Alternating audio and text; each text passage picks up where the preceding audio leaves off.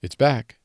Welcome to My Home is Special. After a short break, the podcast is back with an updated concept and new episodes. I'm really excited to get into these episodes because some awesome people agreed to join me. This first episode is a taste of what's to come. You'll see what I did there in a minute. Enjoy.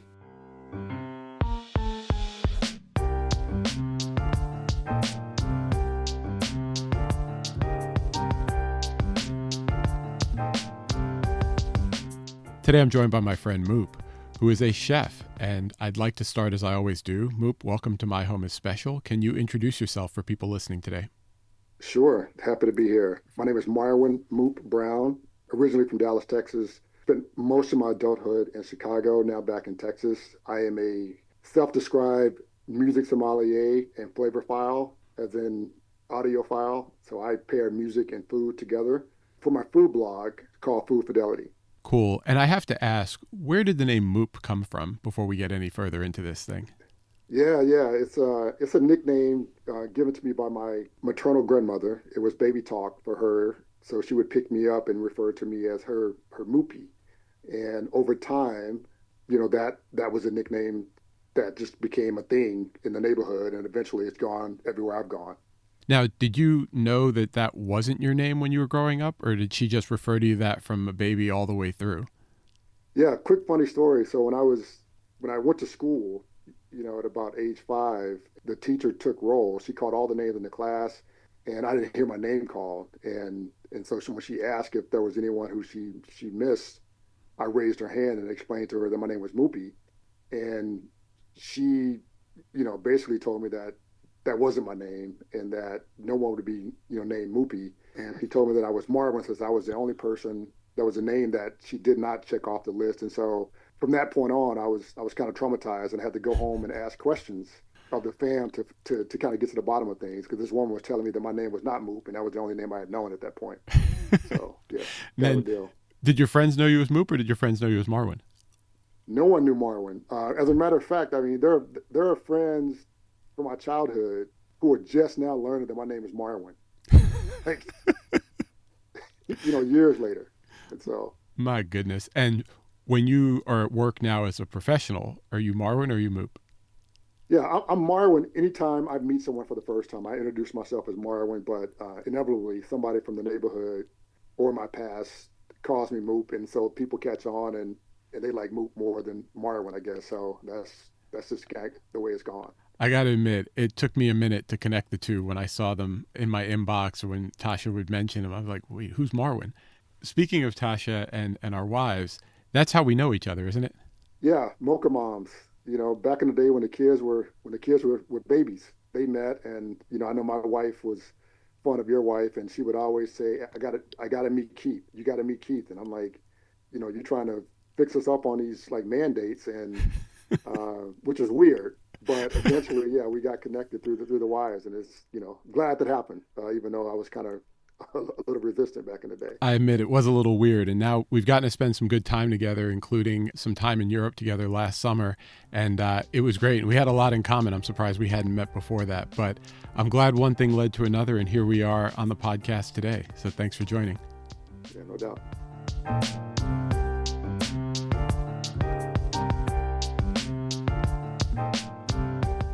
Now, Marwin, you mentioned that you're a flavorphile, and I wanted to talk about the kitchen and cooking and how you first got introduced to it. Did you see this at a young age? Was it something that happened in college or high school or as an adult? Talk a little bit about your introduction to cooking and playing with flavors for us. Yeah, I'm one of those who likes to turn trauma into opportunities and positive things. And so, as a kid, my older brother and I used to work on my grandmother's brother's farm. My uncle was paralyzed from the waist down, and so he needed help around the farm. And so my brother and I were the hired help.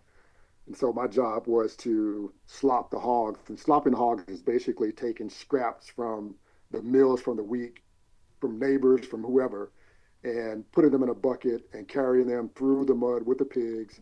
It's dirty work because there's some stank up in there. If you spend some time with pigs, it gets in that smell gets into your hair. I had a fro back then. It gets into your hair, your clothes, and it's with you for days. But I would literally take the slop, put it in a trough, and the pigs would all come and they would eat from that trough. And And so from that experience, I developed a relationship with one of the pigs, one of the baby pigs, and I named him Blue.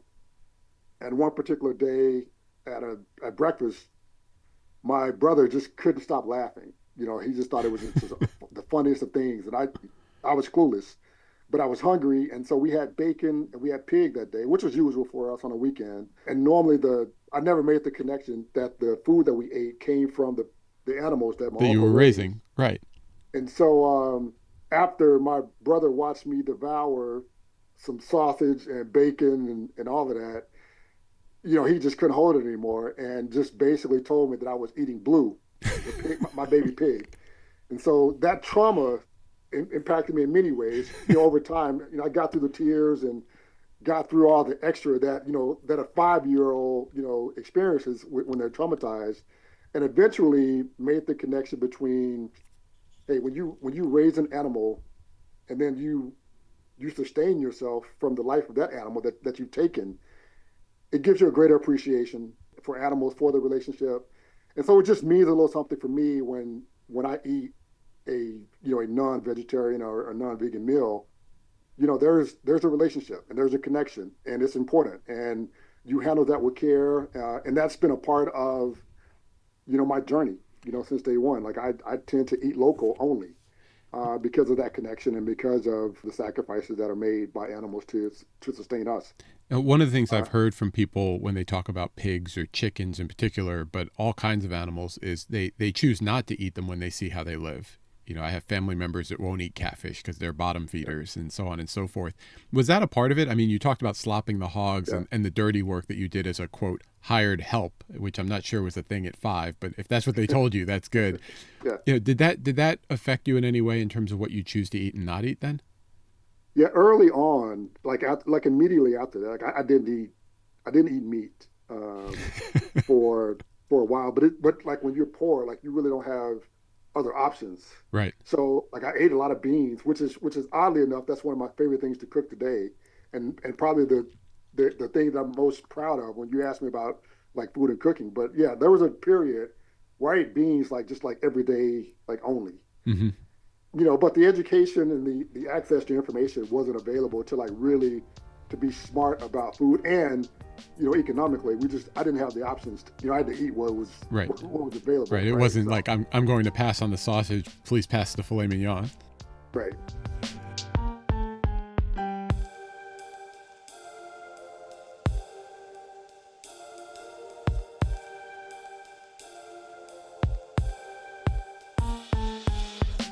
Moop, I wanted to talk a little bit about where you go from there because it sounds like you're already starting to think about food differently at a young age, maybe with the contributions of Blue, even though he might have been an unwilling co conspirator Yeah. there. But that wasn't your only turning point, from my understanding. Yeah, the foundation came later, about 4 or 5 years later. But I was observing like my grandparents in the kitchen quite a bit, and so I had like a keen eye for just like anything food. I was paying attention to it, and I was in libraries like reading about food all the time. Like Hmm. that was kind of my thing.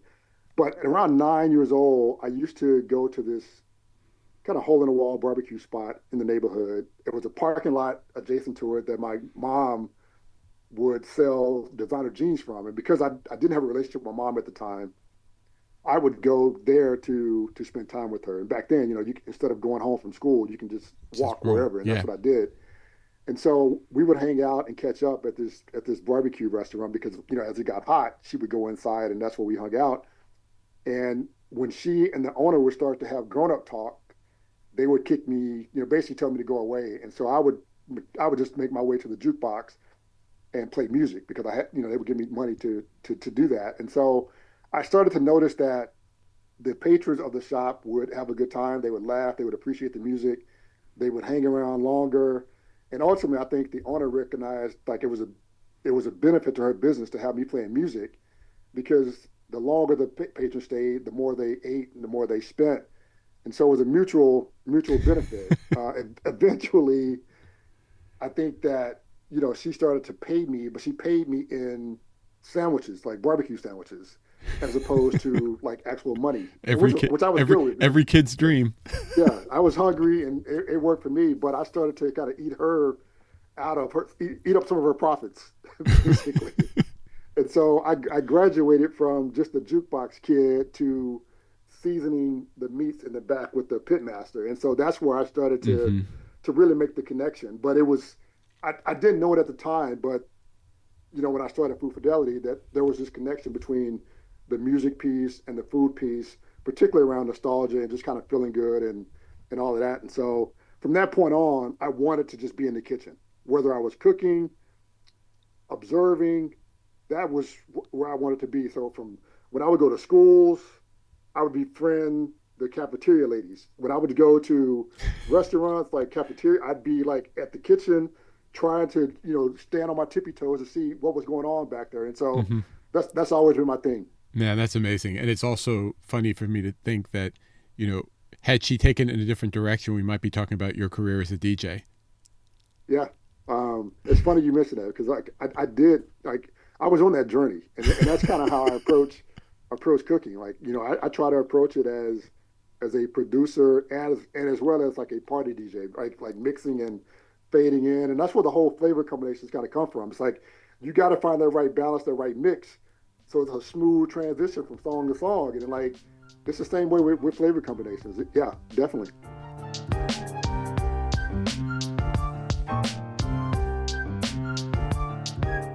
So, Moop, now that you've decided somewhere early in your journey that you're not going to be a DJ and that cooking is where it's at for you, I have to ask, when did you decide that cooking and in the kitchen is where you really belonged and make the decision to go after it in a more serious way and start Food Fidelity? How did that Yeah. happen? I always felt like my life was kind of ordained. I didn't know what the end game was going to be, but I knew that like I was on this journey to do like something, and I was content to just allow things to just happen and just let God just kind of like lead me where it made sense. And I always felt like everything that I experienced leading up to the cooking piece was going to be a part of the journey and part of the story. And it was I was going to like leverage that in my cooking. And so I'd say when I was, after I graduated from college, I was working as a coach and I would spend my time in Europe coaching basketball. And that's another thing about me. I put myself in these spaces that probably don't fit, but I'm going to learn from them, right? So I Hmm. didn't speak any foreign languages, but I was in places like Amsterdam, Madrid, Milan in Italy, Hong Kong. 2 hours of coaching, the rest of the time in kitchens with people that I didn't know, people that didn't speak their language, but I was curious and I was willing to work for free. And so people, kind of put me to work and it was cool. I learned and so at that point it was kind of crystallized that I was going to do something in food, didn't know what it was, but Hmm. that's where my heart was.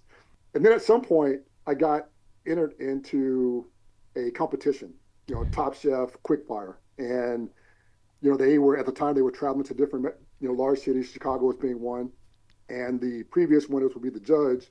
They would mic you up, put you on a stage in front of people, and then they give you a secret ingredient, and you'd have 45 minutes to cook. And I came up with a recipe, and I was kind of cool under pressure back, I think, kind of going to my football days, and delivered a recipe, and they were really impressed with it. And from that, I won it. But more importantly, they started to invite me to celebrity chef cooking events. And I Wait a minute, always, wait a minute, wait a minute. So I want to point. I got to ask a question here. You said somehow I got entered in this competition, and then yeah, I kind of won it. How how does that happen? Who entered you in this competition, and how do you just roll up there and win, kind of yeah, cold off the street like a movie? yeah, I'd say, the people around me have always known this about me more before I knew. They knew Mm-hmm. that there was something there. So people were always telling me, or I should do this, or I should do this. So they Right. would send me invitations to competitions and Mm-hmm. things of that nature. And I'd be like, I That's not don't my cook for that thing. reason, Yeah. right? And so, but I was catering for my wife and like some of her friends. And so, a friend of a friend thought it would be great that I compete in this, and that's happened to me before in other ways. And so Right. I was like, what at that point I was like, why not? So I did it, and here we go, right? And That's cool. yeah, So where does yeah. it go Again, after that first win? things were ordained for me. I started to travel, Mm-hmm. and I ended up cooking for like this really like big event. It was a black tie event in New York City, thousands of people. They invited three celebrity chefs, and like I always joke, I'm neither celebrity nor chef. I got invited to this event. It's like Right. at the Lemurian Hotel in New York, and it's black tie, red carpet, and so they ask us to each one of us to prepare one dish. But here's the thing: I never cooked for thousands of people before. I'd only Right. cooked for like 15. Right. And my dishes were for, they were custom for like that particular group. And so Sure. to mass produce a recipe is pretty stressful and It's a pretty, different game. it's a different game. And I wasn't going to be cooking it. Like I was literally coaching the hotel staff Right. to make it. So I had to pretend that like I was this chef guy who like ran kitchens and give them the confidence to go out and produce this recipe. Right. And oh yeah, I was scared of all get out that they were going to mess up my recipe. Like right, so you give up control and you're trying to empower at the same time. It was a scary proposition, but ultimately the dish went out and everybody loved it. It sold out, and I had confidence, and I was like, hey, I can do this. Hmm. Now let's come up with a business plan for it. Right. And when you come up with that business plan, did you test it first? Did you do market research? Did you approach it like a business, or did you approach it like an artist, where you just sort of put it out there, and if the world likes it, great. If not, I'm still true to my art. Kind of a vibe.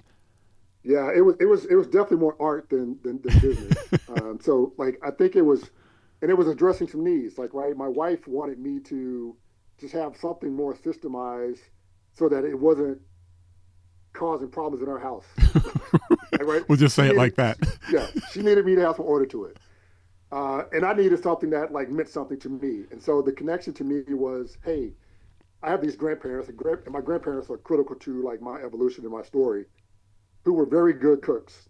My grandfather was a military chef, and but he never wrote any recipes down. Like we had like great food, even though we had no money. And I wanted to figure out a way to preserve that for my kids. Hmm. And so that was the hook for me.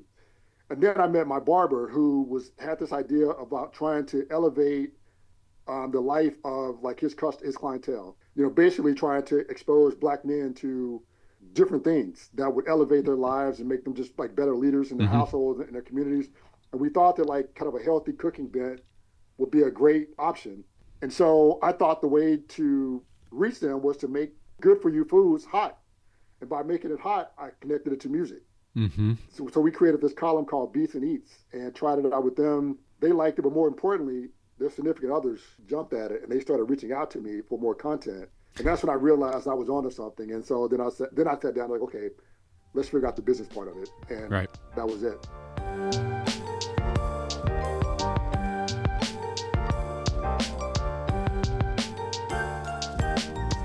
So, Moop, the name of the podcast is My Home is Special.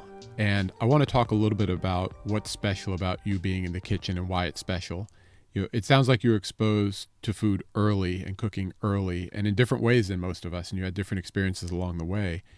And I know that you feel a special connection to your ancestors. You touched on it a little bit in the last segment.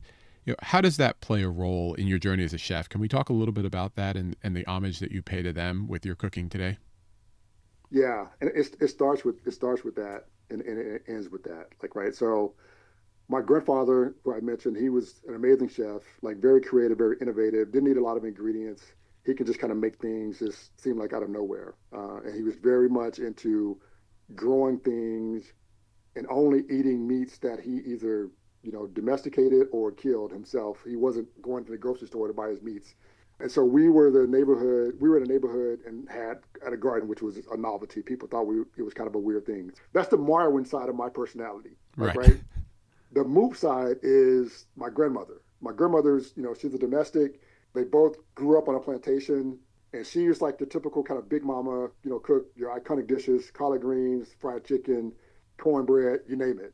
I kind of got the best of both worlds and kind of mashed them up. And kind of what I add to it is the global piece, like going back to when I was coaching and Hmm. traveling and being in all of those different kitchens abroad and just trying to figure out ways to elevate and present food to our people that was beyond what they were accustomed to kind of basically push them out of their own comfort zone and to broaden their horizons, right? That's always been the way that I saw food. And so when it comes to like, me being in the kitchen, because I was so young when I was exposed to my good parents' cooking skills, I never had those opportunities as an adult to share that space with them, Hmm. right? And then when you think about food, like all of the generational culinary traditions and food ways that come through that, like, right? And so when I'm in the kitchen, I feel like they're present. I Hmm. feel like Gramps is like looking over my shoulder, telling me, hey, too much salt, not enough paprika.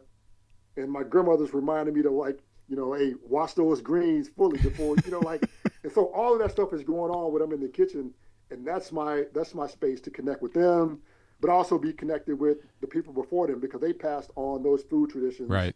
that came, all the way from Africa. So it's a really, really important part of the deal. And did you cook alongside them? Did they leave some of the recipes behind, or is this I'm remembering from when I was a kid watching how they did it?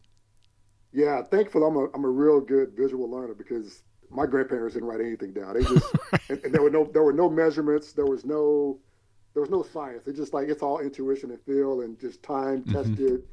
And so like I wasn't allowed to cook. I could like maybe take the green beans and take the stems off or add something to a pot, but I wasn't allowed to hold a knife or even deal with anything related to the fire. It was Yeah. basically like watch and learn and talk and hey, pass me that butter, right? So Yeah. more of that.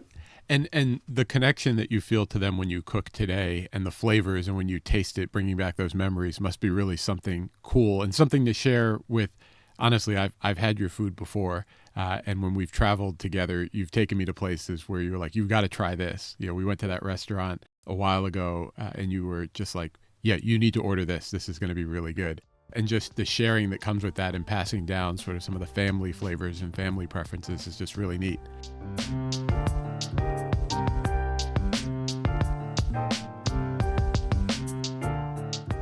One other aspect you touched on a little bit was this global perspective that you got because you were able to travel and broaden your horizons. And it feels like bringing that perspective to people that are tasting your food is also something that's really special. And I wanted to talk about that a little bit more because it's more than just, I learned this in Hong Kong, let me make you this Asian dish. I was in Italy, let me make you this Italian thing that I saw. How do those influences affect your cooking today, and how do they show up when people are in front of a plate that you prepared? Yeah, let me just say, being in those spaces basically saved my life. Like it helped me understand the journey that I was on, that there's more out there. And so for me, I am trying to have empathy with anybody that kind of comes and experience a food fidelity like production or like a Moop. If we're just like hanging out, like right, there's so much you learn from and so much empathy that you gain for other people when you study their food and just how they Mm-hmm. go about making food, Mm-hmm. sourcing food, and eating food and like the experiences around and the traditions around the food. Mm-hmm. And so I try to encapsulate that when I prepare a meal for anyone. Like, right, I want them to experience the flavors as if they are actually there in those spaces that I've had the opportunity to be in. Mm-hmm. And so when you taste a peach in a dish, it's not just a peach, man. It's like somebody, God and some farmer put like work into that to producing that. Right. And there are these fibers and these things that are part of that thing that connect it to other things. If you have the mindset or the openness to take the risk and to try them or to put them in front of someone, because it is a sensitive ordeal. Like right, to actually put food in front of someone and have them try your food, like it's a scary thing. But it's also a way of saying, hey, I love you, I appreciate you, I'm going to take care of you. And so all of that stuff, going back to the relationship with my grandparents, like the love that they put into the food, watching, somebody on a farm in Cordoba, Spain, like all of that, like that thing is like it's universal. And so it's really important that hey, that I take care in selecting the ingredients. I take care and thoughtfulness in pairing them, so that you have this unique experience that makes you eager and open to exploring more. So I'm just a jump off, Right. you Because know. I may never get to Cordoba, or I may never get to Italy, or I may never get to Hong Kong. And you're almost giving me a piece of that. And in eating it, it becomes a part of me in some ways. And you're facilitating that experience and arguably broadening my horizons a bit. Yep. And particularly for Black people or people of color, you start to realize that like, hey, this soul food is just not. It's not just local. Like it's impacted the world, and so I'm more connected to the world, and I have a more worldly view about things, and so it's all connected at the end of the day. Yeah. And it's funny hearing you talk about soul food and the way the ancestors cooked. We had Moon and Meta on the podcast from Vietnam and Cambodia, and the way they talked about the pho in Vietnam or the Yeah. catia in Cambodia. And then I thought about gumbo and I thought about some of the other flavors and dishes that are made here. And I'm like, oh, it's the same thing. And to hear Moon describe it, it was poor people's food and the Yeah, creativity that came from it. And so when she eats it, it's different than just a cool dish that you get in some hipster restaurant here in Chicago. It's a reminder of her ancestry, even though she's thousands of miles away, which is really neat. yeah, yeah. I totally agree. And it's the same way with music. Like, right. So you think about hip hop and its innovation, its creativity, but it was just poor youngsters, like just creating something, Yeah. right? In the same way the jazz was like, it all evolves from something. Yeah, I want to talk about that next because in addition to your cooking being special for you because of the connection to your ancestors and the ability for you to broaden people's worldview one bite at a time, most people just taste something and go, wow, that tastes great. But you're also an audiophile as well as a flavor file. And one of the things that hooked me on Food Fidelity, I think one of the first videos I watched, you were playing MF Doom while you were cooking in the background. And I was almost as interested in what you were doing on the video as I was listening to Doom rap in the background with the beats. And I realized watching more of your content that that is a consistent theme. It's not Food Fidelity where food sort of outshines everything. It's sort of both. I think of the fidelity as the Yeah. audio side. What is the connection with the music and the food, and how are you blending the two to create sort of what it is that you create online? Yeah, there's actually a lot of science behind the connection between like mental health and like music. And so that's definitely part of the equation. I think for me, I've always looked at music as an ingredient into any recipe that I make. And the way that works is when I'm processing, when I'm thinking about like what I'm going to create and when I make a dish, a lot of it's based on how I feel. And music is the mood setter. And so I take that, for me, but also think about my audience. Like, right, how am I going to, if the end game is to like motivate you to cook, Mm-hmm. how am I going to like move you, Yeah. move the crowd, as Rakim would say? Rakim would say, How, yep. how am I going to move you? And so the music becomes a part of that. Like, right, and we all have these connections with the past and nostalgia that's tied to music. But also, like when we are feeling a certain way, we turn to music in order to kind of, help us deal. Mm-hmm. The music, and I've actually worked with musicians who have been able to kind of explain to me from a music theory standpoint, like how like certain sounds make certain flavors and spices more pronounced or less pronounced, depending on the structure, the beat, the tone, and all that. So it's just like all of these different things that really kind of work together.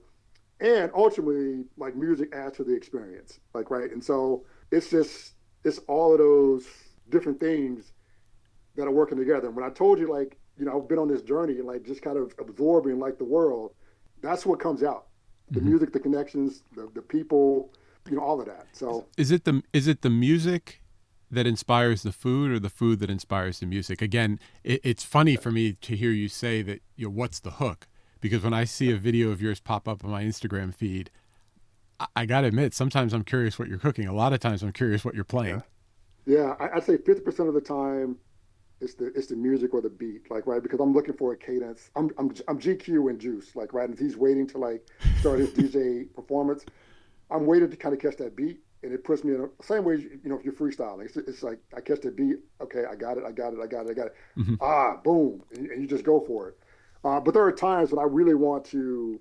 There's a message behind the recipe that I really Right. want to really instill and make people aware of. Right. And so you take what's kind of going on with like the death penalty and what happened in Missouri recently. Right. Right. That's been on my mind. So I'm listening to Black Steel and Our Chaos, Mm-hmm. By Public Enemy. trying to help tell this story about, not to go out blue the pig again, but like this pork chop recipe, and you're going to see this on come up probably tomorrow. But it's that like, right, hey, I'm frustrated, I'm upset. People need to understand like the how wrong of an issue this, how bad of an issue this is, Mm-hmm. how much of a travesty this is. But I'm going to tell it through food and music. Like to Mm-hmm. me, like food is resistance. Mm-hmm. Like when we talk about soul food, it's like surviving, it's resisting, it's rebellion. Like, right, bucking the system, public enemy, perfect example, perfect parent to the food. And so, it's 50-50. But there's always a message. There's always a message. And sometimes, I try to make sure the lyrical content or the tone of the music fits with the vibe that I'm trying to create. Yeah, and that's one of the things that I appreciate. I know our pastor, because when you were in Chicago, we attended the same church, would talk about sort of the more reinforcement you put. There's the words that you're hearing, there's the images that you're seeing, there's the environment that you're immersed in, sort of all reinforces the message. And so I'm seeing you cook, I'm imagining what it tastes like, I'm hearing the music, and it sort of all comes together to create this different type of experience while I watch it. And that is a lot more complicated of a way to cook, I imagine, than your normal person who just throws some ingredients together and says, here's my recipe, taste it, you'll like it. I mean, I appreciate those who come and who get it because those are that's my core. Those are the people that I'm speaking to. Like, right, I've always talked about the fact that I'm not going to be the most popular or it's going to be mainstream, but the people that come, they're going to feel it and they're going to be with me, and that's what matters. Like, right, because those are people that'll make change and actually do the things that I'm trying to move them to do. Yeah, So and they're all good. you have people come to you with specific requests that are sort of off the mark of what you're trying to create, I imagine, right? Yeah, and so a lot of brands will reach out to me. And I don't do a lot of brand work for that reason. I don't want to give up control because I do want to be on Food Fidelity brand. And I also get people all the time who want me to make a lemon pepper per se, or a garlic and butter something, or all of these dishes that are like very popular in amongst in the soul food community. I love all of those things. I enjoy them, but you don't need me because we have enough of those. Like, right, I'm trying to elevate and show you something different. Not saying that we shouldn't like have that Mm-hmm. stuff. There's just enough of it out there. It's kind of like the saturation of certain types of music on radio. Like, right, we get enough of that. Well, we don't get enough of most stuff. We don't get enough of the commons of the world, and I'm more aligned with that than I am with. I'm not going to put any names out There's indie there. labels and there's indie chefs, Yeah, yeah. and Loud records. the Yeah, world needs both. Exactly. yeah.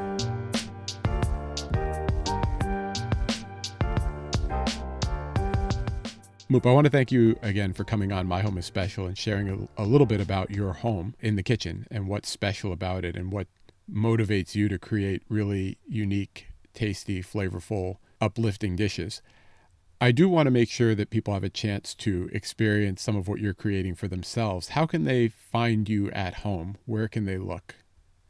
Yeah, the blog is the base. It's foodfidelity.com. And if you go there, that's where you get the detailed breakdown of the recipe and the tips and all the different things and the explanation of like how the music works, that particular recipe. If you're on social media, Instagram, that's where you actually get the visual representation Yep. and the song pairing in a real format, Food Fidelity. And then YouTube, that's a long form video. So if you want like to be educated and learn actually how to make the dish visually, make it, following the steps, you can find me on YouTube at Food Fidelity. And then I'm on Facebook and TikTok, all under the handle Food Fidelity. Cool. Well, I will include links to those in the show notes for this episode. And again, I want to thank you for taking some time out of your day to talk about Food Fidelity and share your journey. And I look forward to catching up with you again in person soon, brother. Thank you. It's been my pleasure.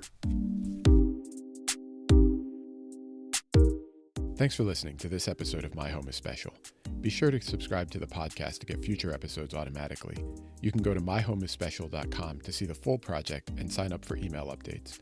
Be sure to follow KBevPhoto on Instagram or go to kbevphoto.com to see what I'm snapping these days. There's a lot on both to explore. For now, this is Keith, aka KBev, signing off. Peace.